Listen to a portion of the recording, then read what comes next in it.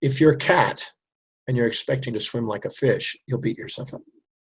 If you're a fish expecting to climb a tree like a cat, you'll beat yourself up. But if you honor who you are and be number one at being you, instead of being two at somebody else, you maximize your potential.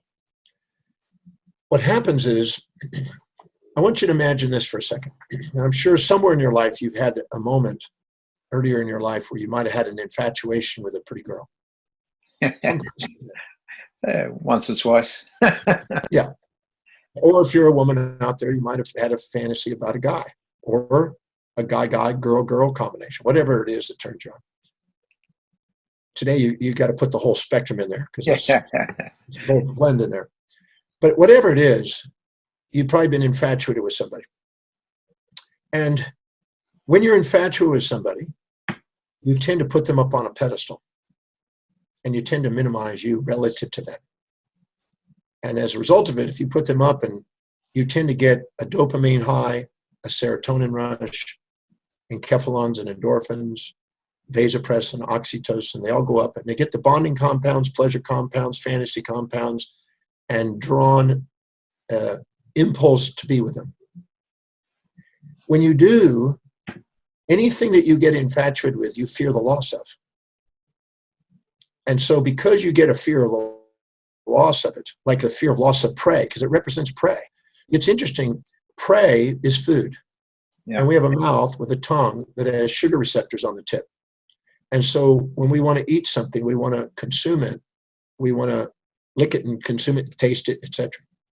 When you're infatuated with somebody, you also do that. You want to put your tongue on them, excuse the expression. And you call them sweetheart, and sweetie pie, and cupcake, and sweetie, and heart, whatever it is, sugar, honey bunny. There's all the sugar terms when you're infatuated because you want to consume them. And you also fear the loss of them. Because if all of a sudden somebody else took them, you'd be jealous while you're highly infatuated. Only while you're infatuated do you fear their loss. Well, as long as you fear their loss and you put them on a pedestal, it's only because you're too humble to admit that what you see in them, you have. You think they have something you don't have. You think they're going to offer you something you don't have. Now, whether that's true or not in your mind, doesn't matter. If you perceive they have something you don't, you're going to want to consume it. Yeah. So as a result of it, you fear its loss, and you put it on a pedestal, and you minimize yourself because you're too humble to admit what you see in them is inside you. And anytime you put yourself below them, values go from those who have the most power in society to those that have the least power. So you devalue yourself, you overvalue them, and you inject their values into your life. And what happens is that you start doing things, strange things, that you never do in order to be with them. I have a classical example when I was 20. My day consisted of reading books on physics, chemistry, organic chemistry, medicine, pre-med stuff. I was a microbiologist. I was a scientist. And this girl comes into my microbiology class that was stunning. She was a beautiful Spanish model. She had perfume that you could smell 20 feet away. And she came and sat right in front of me. And I was completely distracted.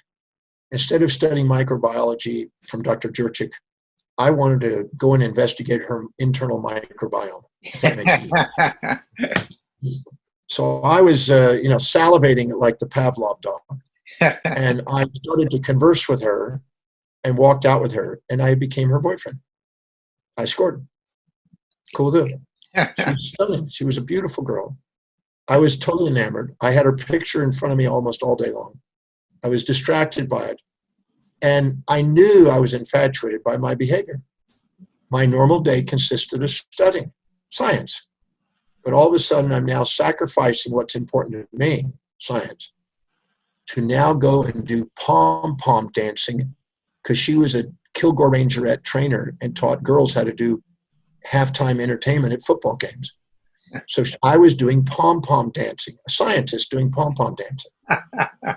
So I was doing things that I would never do. I would love to have a picture of that, John. It was out of character. But I was afraid of losing her because I was so infatuated with her. I didn't want to not do what she wanted to do. So I was sacrificing what was important to me to be with her and doing things that I didn't normally do. Now, the first week I did it, no problem. I thought it was a little ridiculous. I felt a little out, but being around all that estrogen was pretty enticing. But about 2 weeks in, I'm starting to wear down on it. I'm starting to build up a little bit of angst because I'm not studying. By the third week, I'm thinking, I got a test. I need to get focused on my test. And I started coming up with excuses why I couldn't go and be with her at the pom-pom dancing.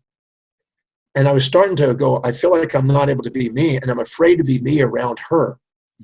Because if all of a sudden I've got her on this pedestal, she's more important than me, and I'm minimizing me to be with her and injecting her values and trying to be somebody I'm not. And anytime I inject the values of other people, Freud called that the injection of authoritative values from others is what he called the superego. And it comes in as an internal moralizer about how we should be instead of who we are. And now we have an internal conflict. And I had an internal conflict between juggling my studies for passing my test and being with her and fearing losing her. So I started going back to my studies. I started building up a bit of resentment that I couldn't do it freely.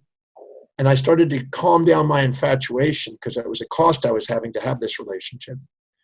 And eventually I said, you know what? I need to be me. I'm a student. I'm studying pre-med. I need to study these physics and things. And I started to say I won't be able to make it.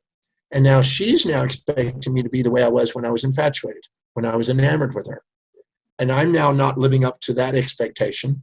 She's not living up to my fantasy because now I'm going to sacrifice my career of it. And we started to level the playing field. And I came out of the pit and got more close to it. And our relationship stabilized and allowed me to have time for me and time for her. And she had time for me and time for her. And it leveled out and became more stable. But during the infatuation phase, I was injecting values and trying to be inauthentic.